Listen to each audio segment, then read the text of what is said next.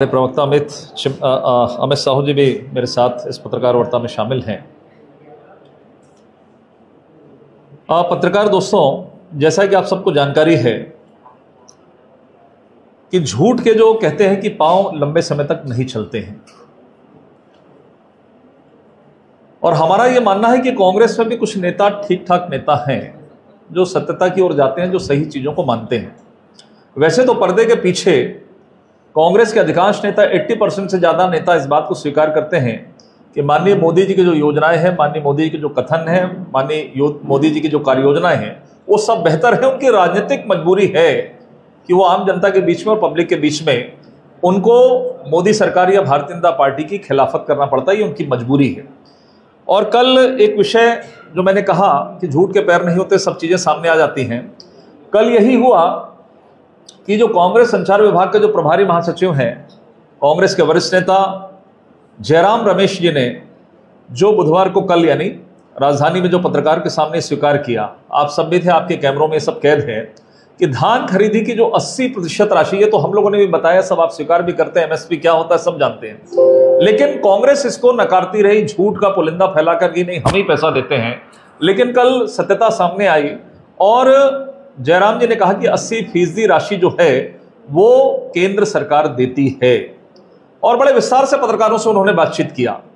अगर केंद्र सरकार उन्होंने कहा था, कल कहा कि 2200 रुपए न्यूनतम समर्थन मूल्य जो है, आज की स्थिति में यदि हम बात करें लगभग एमएसपी 2200 रुपए है, तो प्रदेश की कांग्रेस सरकार शेष राशि जो भी ये 2700 देते हैं, 2800 देते होंगे जो भी, तो शेष राशि जो है वो केंद्र की सरकार देती है। बहुत सिंपल सी चीज है कि, लेकिन इसको भ्रमित करने का काम, क्योंकि कांग्रेस का मत यह है कि कांग्रेस का जो किसान है पढ़ा लिखा नहीं, समझदार नहीं, इसलिए हम जो बोलेंगे वो मान लेंगे। कभी कभी ऐसा हो भी जाता है, उसका फायदा मिल जाता है, लेकिन लॉन्ग टर्म में ये सब चीजें नहीं आती है। और अंततः जयराम रमेश एक वरिष्ठ नेता है बहुत लंबे समय से, उन्होंने भी इस बात को स्वीकार किया कि हाँ, जो एमएसपी है वो केंद्र की सरकार देती है और शेष राशि जो है वो राज्य सरकार देती है। ये कथन भी इनको आने की तरफ साफ है कि केंद्र सरकार जो 2200 रुपए दे रही है और 600 रुपए इनका विषय जो है कि भूपेश बघेल की जो सरकार है अपने दम पर पूरा धान खरीदने की जो बात कर रही है वो गलत बात है, और तथ्यों को तोड़ मरोड़कर प्रदेश के किसानों को बरगलाने का काम जो मैंने कहा। आश्चर्य की बात यह है, अब चलिए हो गया जो सत्यता आई सामने, मैंने जो कहा ऑन रिकॉर्ड यदि मैं कह रहा हूं, या तो गलती को स्वीकार करूं ये करूं, लेकिन जिस तरीके से मीडिया जगत के कैमरे में, आप लोग भी प्रेस में थे, आपके कैमरों में होगा, आप उसको चलाकर देख सकते हैं, जयराम रमेश जी अब उनके कथन को ये कहते हैं, जब उनको ये बताया गया कि हम तो झूठ की रास्ते पर चल रहे हैं और आपने ये क्या कर दिया, तो शाम तक ये बात आता है कि उनके कथन को टेम्परिंग करके प्रस्तुत किया जा रहा है। जबकि इस पत्रकार वार्ता में जयराम रमेश के उस लाइव वीडियो को प्रदर्शन करके आपको बता रहे हैं, ये भी हम बताएंगे आपको फिर से एक बार, होता है कई बार इस तरह की चीजें होती हैं। तो जो कल पत्रकार वार्ता हुई है उसमें उनके लाइव वीडियो का प्रदर्शन अभी हम आपको बता रहे हैं कि जयराम रमेश कैसे झूठ बोलकर सेल्फ गोल या डैमेज कंट्रोल करने की हास्यास्पद कोशिश कर रहे हैं। इतना बड़ा वरिष्ठ नेता भी इस तरह की बातों को करता है, ये थोड़ा सा 1-2 मिनटों में आपको दिखाएंगे, उसके बाद फिर मैं आगे की बात करूंगा आपसे। इसको प्ले करें।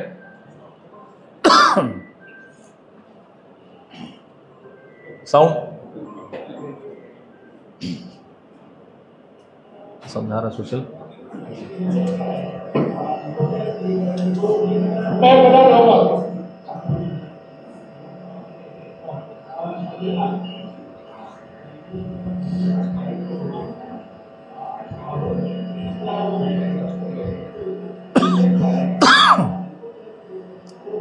मैं बता रहा हूँ, जो केंद्र सरकार की ओर से घोषणा होता है उसके ऊपर 600 रुपया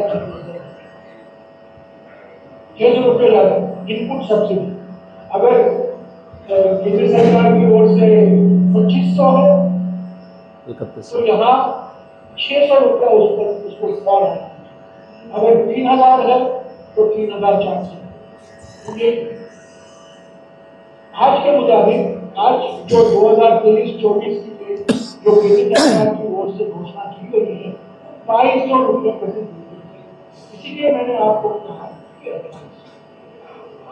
आप बताइए कौन सी सरकार।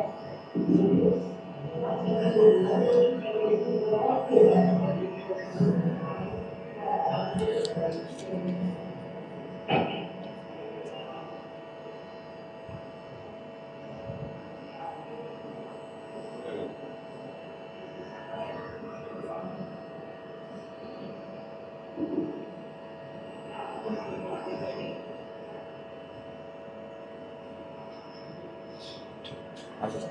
गया जी।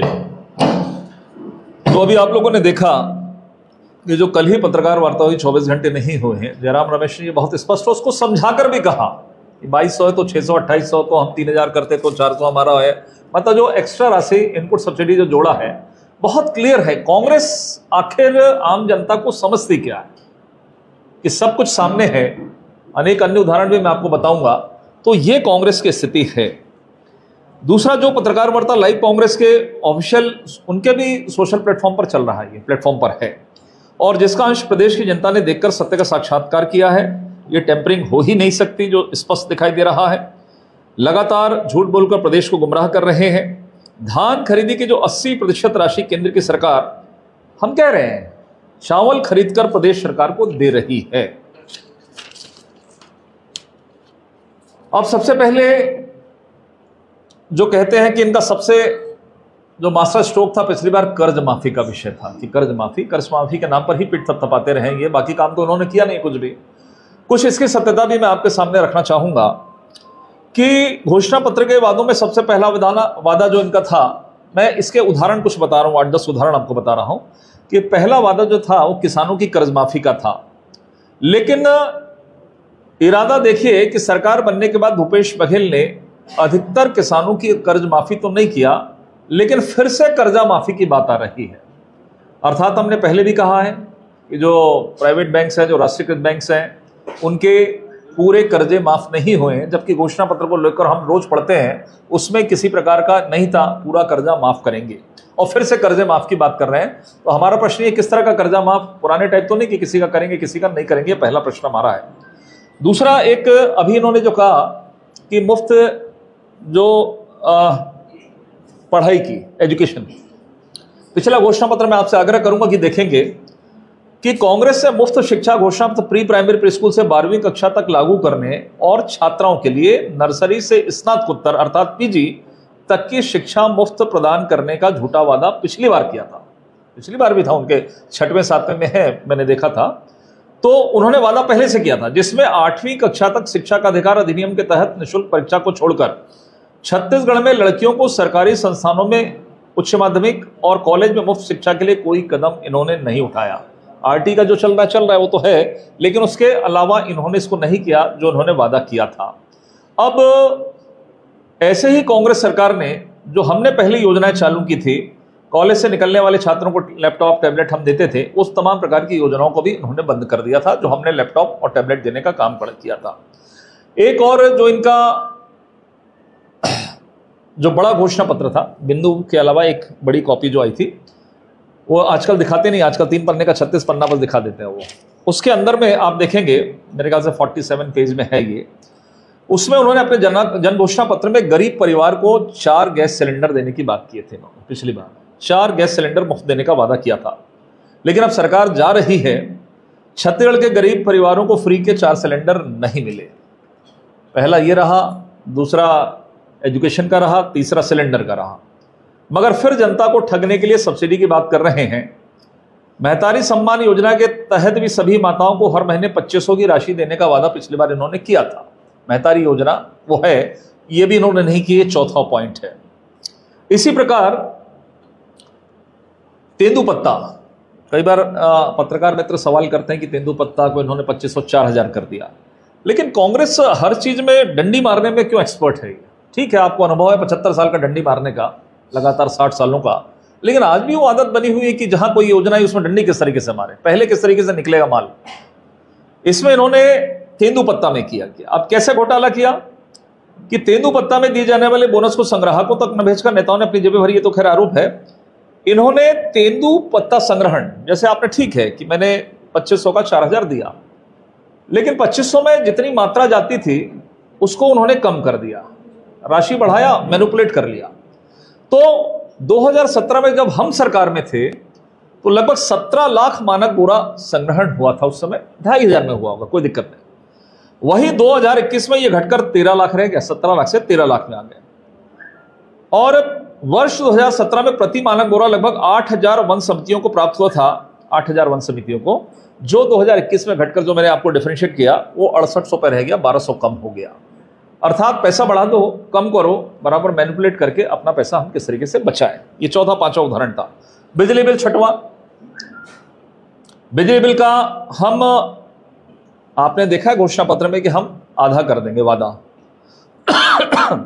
लेकिन कांग्रेस ने सत्ता में आने के बाद बिजली के दामों को दुगना भी किया है, ये तो है ही हमारा आरोप। और पहले 400 यूनिट भी नहीं था, पहले तो आधा किया था, फिर उन्होंने 400 कर लिया, मान लीजिए, तो 400 में लोगों को 400 आ गया।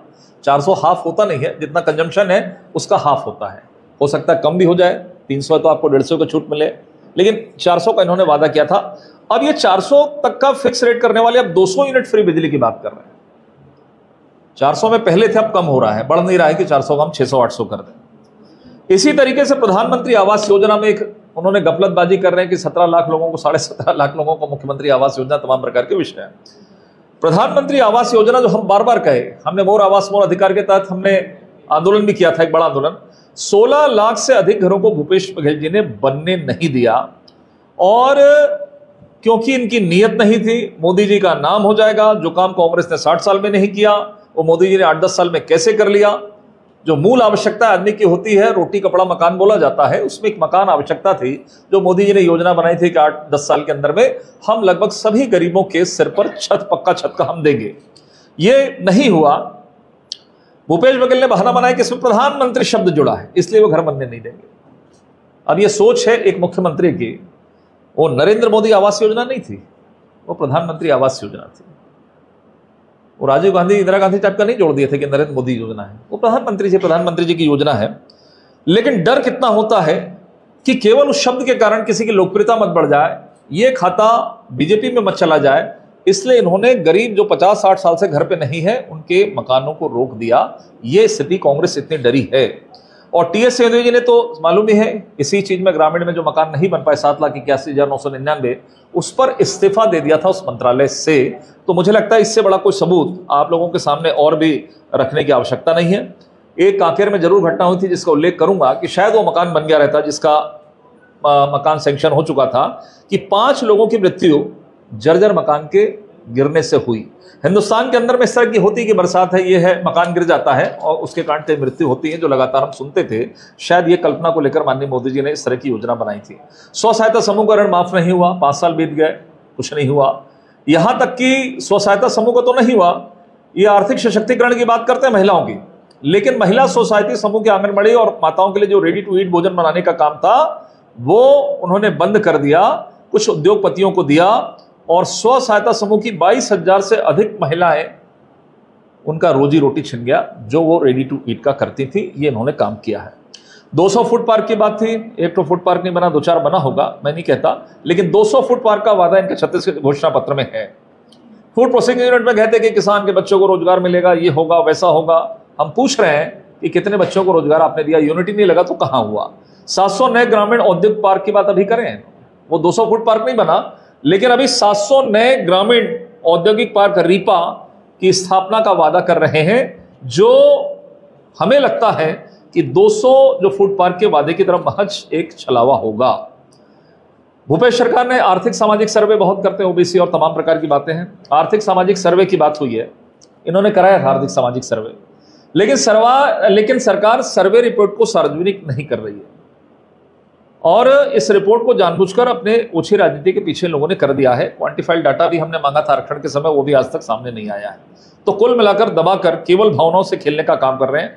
हवाई एम्बुलेंस की बात है, सूपे बेड़ा की बात है कि हम वहां पर जो फ्लोराइड वगैरह पानी में आता था जिससे मृत्यु होती, किडनी खराब होती है, वो टीएस बाबा जाते थे बीजेपी की सरकार के समय, लेकिन उसमें कुछ नहीं हुआ। आज भी वही स्थिति है। हवाई एम्बुलेंस की बातचीत है कुछ नहीं हुआ। इस तरह से इन्होंने केवल घोषणा पे घोषणा कर रहे हैं। तो मुझे लगता है कि आम जनता पहले तो आपके पुराने वादों को पूछ रही है कि आपने उसमें क्या किया। एक मुख्यमंत्री विशेष स्वास्थ्य सहायता योजना के लिए 14 गंभीर बीमारियों के लिए 20 लाख रुपए की आर्थिक सहायता की बात करने वाली सरकार सिर्फ कागजों में, हमारी आयुष्मान के में उसको रोड़ा लगाया गया, फिर कहे थे उन्होंने पिछली बार कि हम यूनिवर्सल हेल्थ स्कीम करेंगे, उसकी कोई बात नहीं हुई। फिर कहे कि हम कुछ बीमारियों को 20 लाख का करेंगे, कहीं कुछ नहीं हुआ। अभी मैंने सुना है कि जो हमारी 5 लाख की योजना जिसका नाम बदला उसको हम 10 लाख करेंगे। क्या करेंगे जब पिछली बार इतने वादे आपने किए थे, उन वादों को आपने पूरा नहीं किया। ये महज हवाई कोई एक नेता कांग्रेस का आता है, वो 2 घोषणा कर देता है, फिर दूसरा नेता आता है वो बोलता है 2 किया तो मैं भी 2 करूंगा, तो 2 कर देता है। फिर स्थानीय बोलता है कि मैं भी करूंगा 2 वो 2 कर देता है। ऐसा करते करते जो मेरी जानकारी आई है कि 17 वादों को तो इन्होंने कर दिया है। इस पर एक सवाल और करूंगा मैं। एक आत्मानंद स्कूल की बात करते हैं, बहुत मॉडल और एड वगैरह भी चल रहा है, लेकिन यह भी केवल विज्ञापन पे ज्यादा है। रिजल्ट इसके बता रहे हैं, यदि अच्छे रहते तो प्रचार की जरूरत नहीं पड़ती। और इसमें आत्मानंद स्कूल में शिक्षक ही नहीं है, स्कूल खोलिए कोई दिक्कत नहीं है, शिक्षक कहां से आएंगे। और तो और मैं पुरानी बात बता रहा हूं, मैं एक कॉन्स्टिट्यूएंट में था अमरजीत भगत जी के, एक हम कार्यक्रम कर रहे थे आत्मानंद स्कूल के बारे में। कुछ लोगों ने ऐसा कागज दिया कि यहाँ पे सरकारी स्कूल चलता था हिंदी मीडियम का, आत्मानंद इन्होंने 10, 12, 15 किलोमीटर दूर कर दिया, इसको बंद कर दिया। जो हिंदी मीडियम का जो स्कूल था सरकारी, जहाँ बच्चे पढ़ते थे गाँव के, वहाँ के बच्चों के लिए 10 किलोमीटर, अब वो कहाँ जाए। सबको इंग्लिश मीडियम में एडमिशन नहीं मिल रहा है, ये हिंदी वाला कहाँ जाएगा। आपने अपने गाँव के अंदर में स्कूल को बंद कर दिया, कहाँ करेंगे।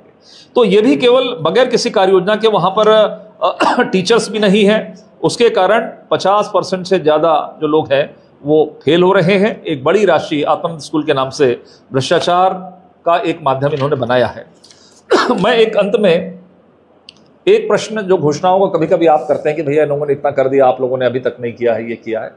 मैं ये पूछता हूं, इन्होंने बहुत सारी योजनाएं घोषणा पत्र से हटकर, गोबर वाली है या जो भी है इस तरह की है, बीच बीच में चलाई, क्या शुरू हुआ उस पर चर्चा का विषय नहीं है। लेकिन 5 साल के कार्यकाल के बाद हिंदुस्तान के इतिहास में जितने चुनाव हुए हैं, हमने भी 3 बार चुनाव जीता। जब चौथे चुनाव में भी हम गए थे, कोई भी सरकार जब अपना कार्यकाल पूरा करती है तो वो अपनी उपलब्धियों के आधार पर जाती है कि हमने ये किया, ये किया, ये किया, ये किया, इसलिए आप हमको वोट दीजिए। जैसे हमने किया था खाद्य सुरक्षा, 1 रुपए किलो, हम लगातार बोलते थे, 18 में भी हमने बोला। लेकिन ये पहली ऐसी सरकार है जो अपनी उपलब्धियों को बताने में हिचक रही है, मतलब उपलब्धि है ही नहीं। आज भी नेगेटिव पॉलिटिक्स, नकारात्मक, मोदी जी ऐसा कर रहे हैं, रमन सिंह जी ने 15 साल में ऐसा किया था, उस आधार पर लोगों की भावनाओं से खेलकर वोट बटोरने की कोशिश कर रहे हैं।